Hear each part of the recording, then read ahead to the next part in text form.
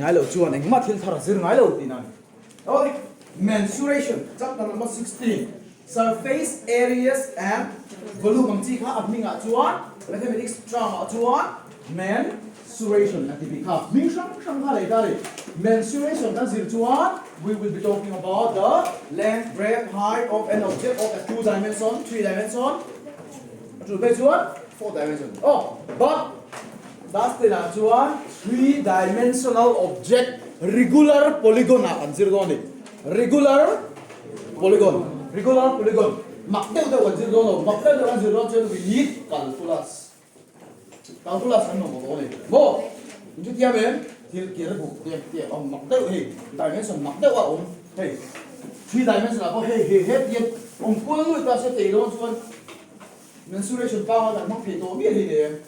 Length, breadth, volume, dong po nila height. To lo. Niyan. Boy noi to pati nga so we need calculus. Oh, pre-calculus. Calculus na mo. Ani amaro 2 plus 10 level la. 1 regular polygon. Mo om se dei tak ang zero ni. So ami nga po mensuration. Measurement. What? Consider to surface areas and volume of a regular polygon. And volume. Chapter number 16. 16. Oh, 3-dimensional object. Oh, regular polygon ako 3-dimension. Polygon kan doon eh. Mas pera chuan. Hindi la pakada ni ako formula sum ha. Buat tayo mas doon eh. Oh.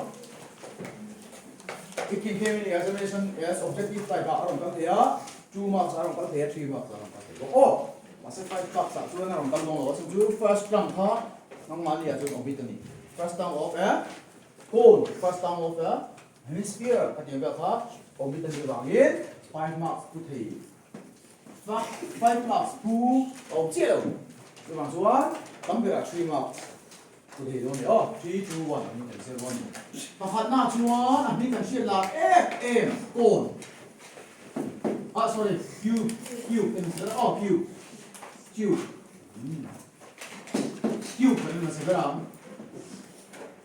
Q 2 a 3-dimensional object of a square. Tinan ni. Oh, square in siya. Square 2-dimensional niya. Square ka 3-dimensional nga is it. Chuan Q. Oh, chuan square chuan all sides are equal. Cuboid po all sides are all dimensions are equal. Oh, dimension kan dito big na. So sides ani vector la wa chuan ka chu height, length, breadth kan ni vector ni. Chuan cuboid figure 2. You will have a square first of all square pakat ni patro se 2-dimensional square pakat din ya. Area of a square to a square. Pero then length into breadth. But the length and breadth are equal. That is why if I use this side as L, this will be also L. Length into length square. If I use both as breadth, B into B square. Rectangle ang thau ni a polygon formula kasi aside din ang mabangin length and breadth addition pa lo. All sides to all sides are equal ani ba ani. Chuan 2-dimension ai da chuan you have only one face. Mai pa khat che mai. Amaro 3-dimension kan zir to do na bangin. We need another square.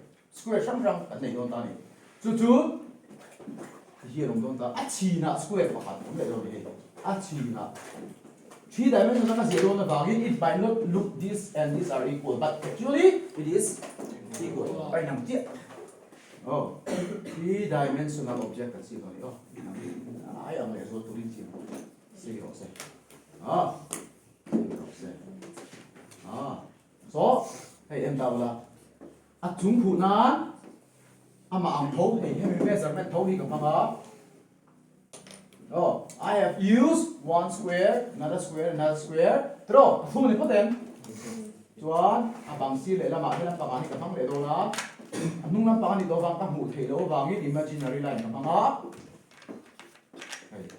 asir le bang abang le bang ne chuan nuai ni le a chuan nung nen engzak nge vai 6 face mai paru ane em ena o mai paru ane nesan entry em mai paru ane paret en o hei kiu bang lo ngai ta ola ama sa hi all sides are equal ngai ta khat tro ni thum li chung khuna nga 5 face square oh square paru kita siam ani em square paru kita siam em hei square ang ngai ta ola hi en ro achung nuai draw asir bebe chuan amale nung avai len jang e 6 face oh mai paru ani mai ani chuan flat oh plain surface ani oh hey figure chu am lo mai te a ani tung me a ting tu ma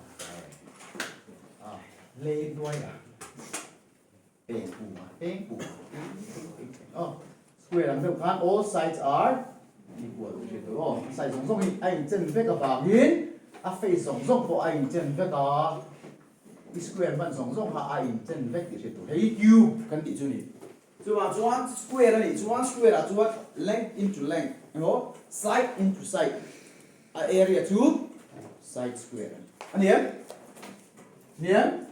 If this is a square, so the area of a square of 2 dimension is, if I give the measurement of this as A ni chuan hi poi nge A.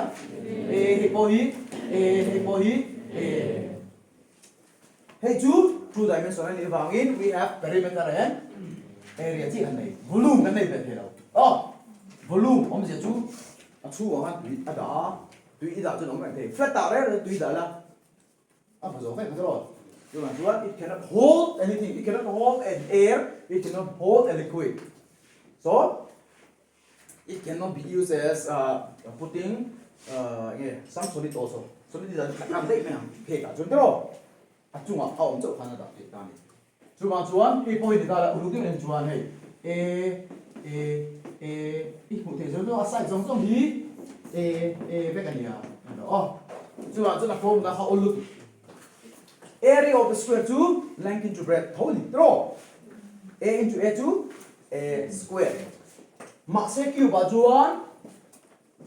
Square sang kan dei kha, face sang kan dei kha. 6. Oh, to do total surface area of cube.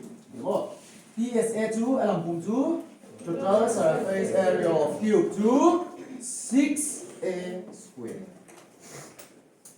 Square 2A square này square thành ra cái này cube ba baru anh ấy chuan 6A square hay oh cube này cho nên square thì chia 6 total surface area mà tiếng total surface area kan ti kher ti chuan a chung le nuai om a chin om oh a chin le nuai om chuan we counted all of them which is 6. Mana? Antina chuan curve surface area an mang kilo lateral surface area mana ngai chu chu ka soi fi le na te curve kan man lo chana ka te curve kan man ka bi chu na kina soi fi ho lateral surface area of cube formula chu ege lateral surface area ge na soi ka ti chuan mo a chung le no mo lateral le chu a kin sir chok a huan tu so chok chuat deng mo te lo chung antina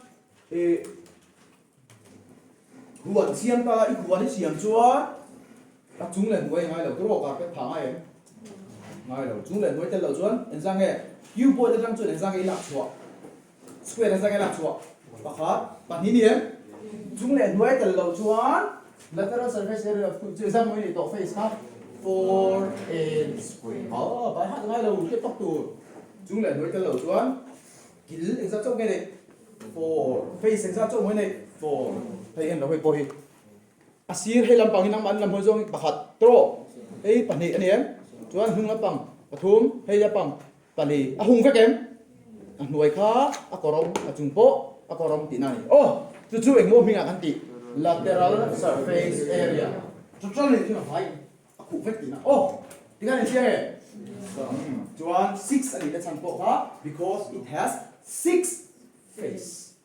So lateral surface area chuan we take out the 2 face up and down. So we have 4a square. Jiang chuan accidental. Aha.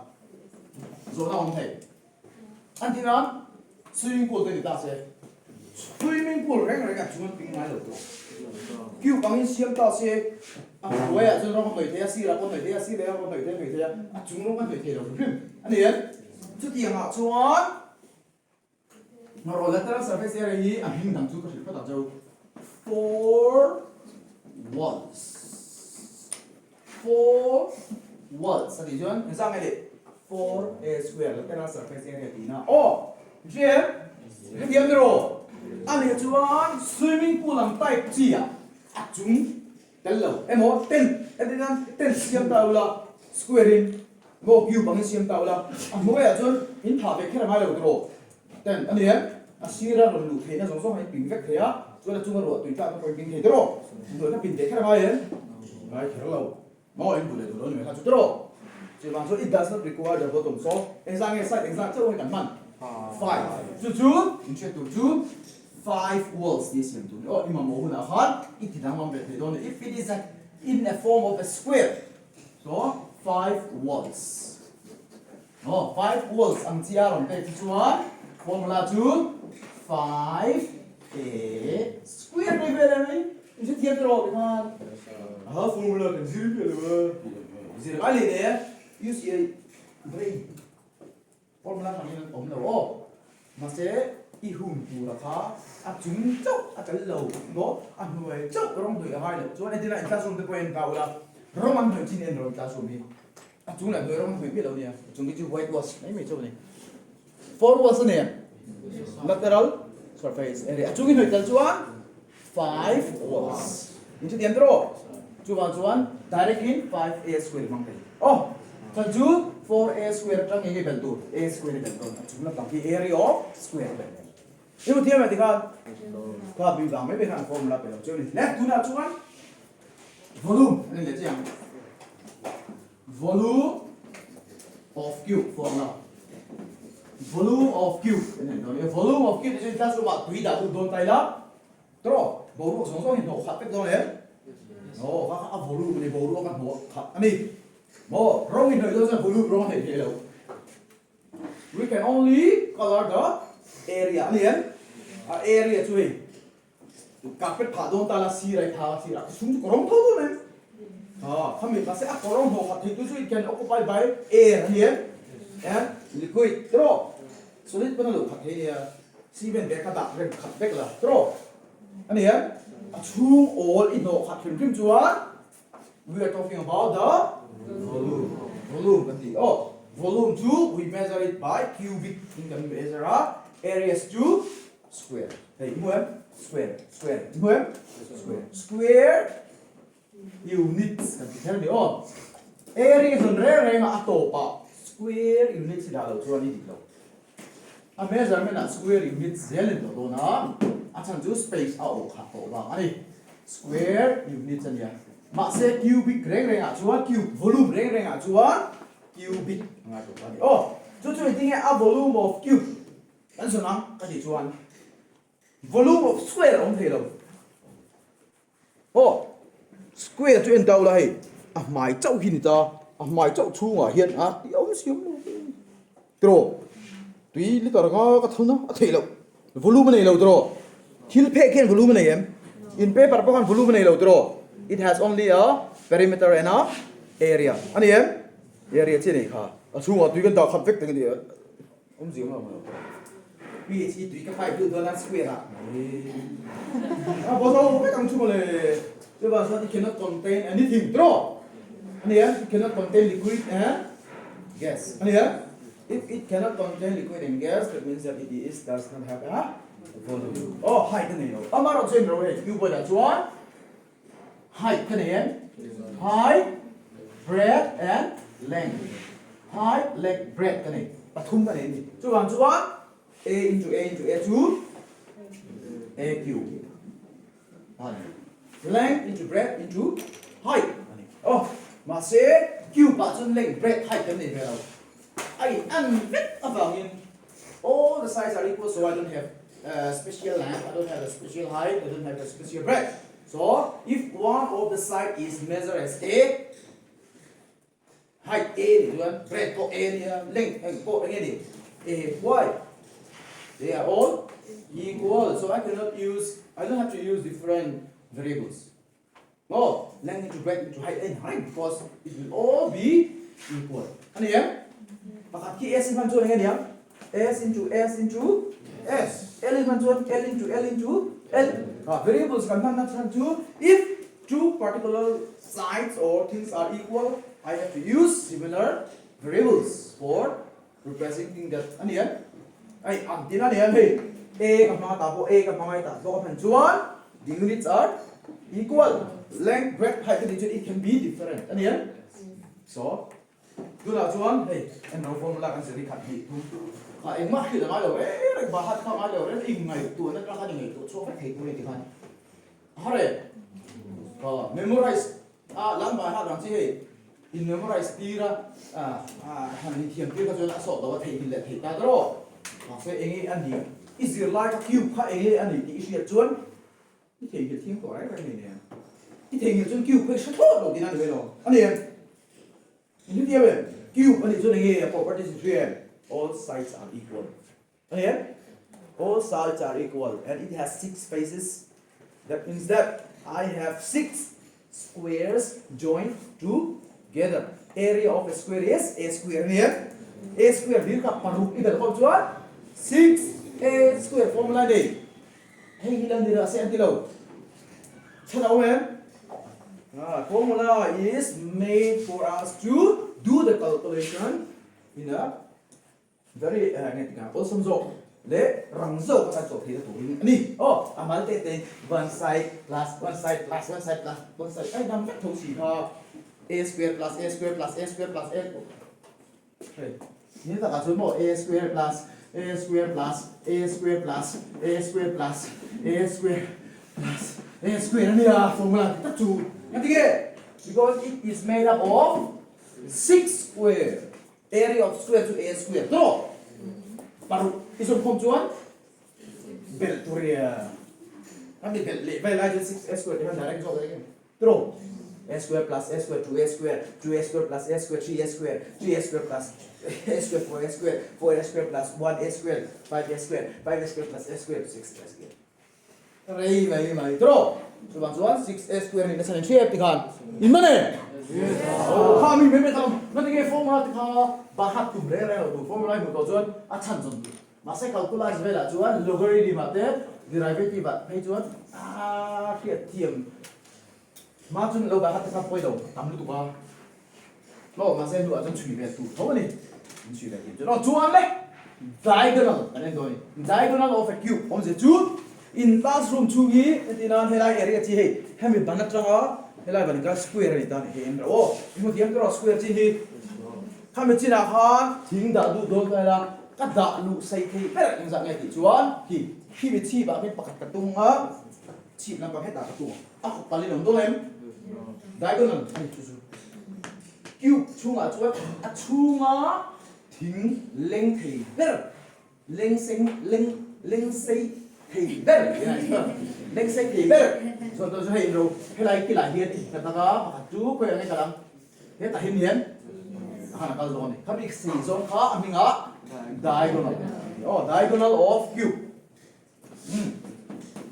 ano le diagonal of cube ini chuan achunga leng thei sei ber sei zong sei na ni unit a chuan square cube amai lo thil sei zong ani to ba nge centimeter ai chuan centimeter ani ya thil sei zong te na chuan centimeter meter kilometer masa area ka son chuan centimeter square pero meter square volume ka son chuan meter cube ani ya thil sei pom diagonal of cube chuan dau lu dau hen no line oma hei om le a hei om le a right angle triangle Python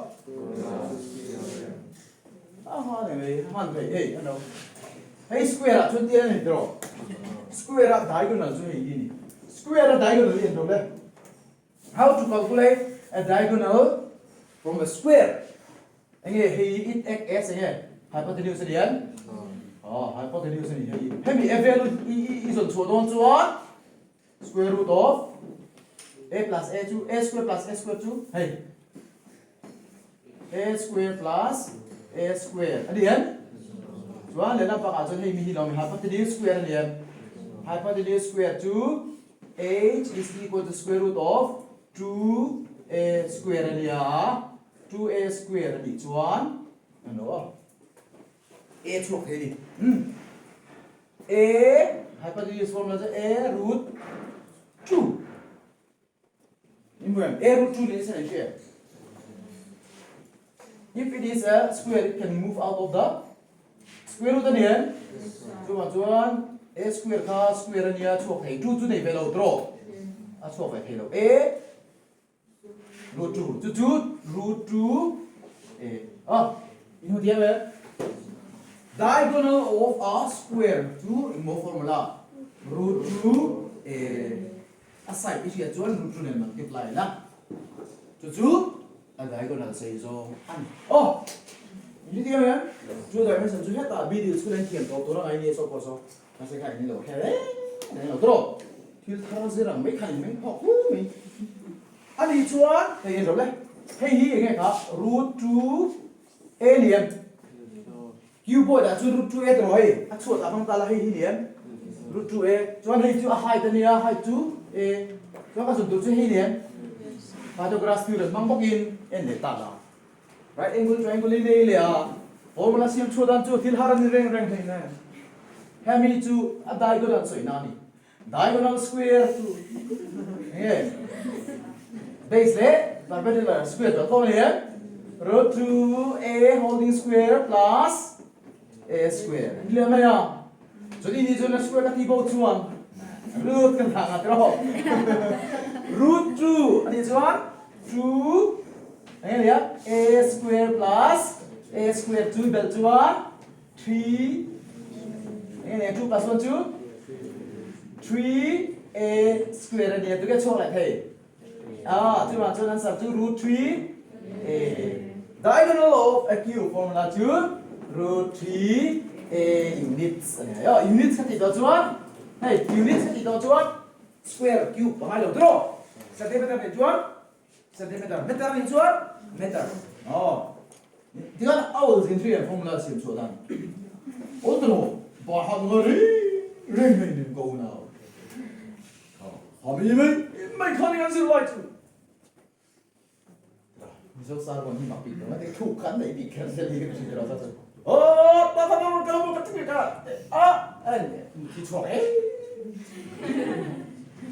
sao còn bị cái gì cái ngay gì ta học với anh một thủ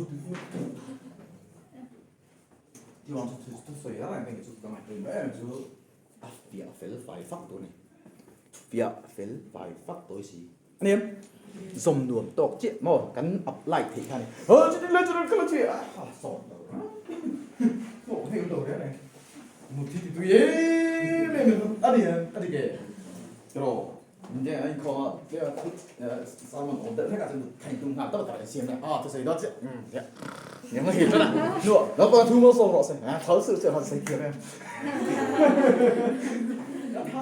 một mình ta có làm thổ đó thì sẽ làm mà đi chơi sẽ kiểu gì lọc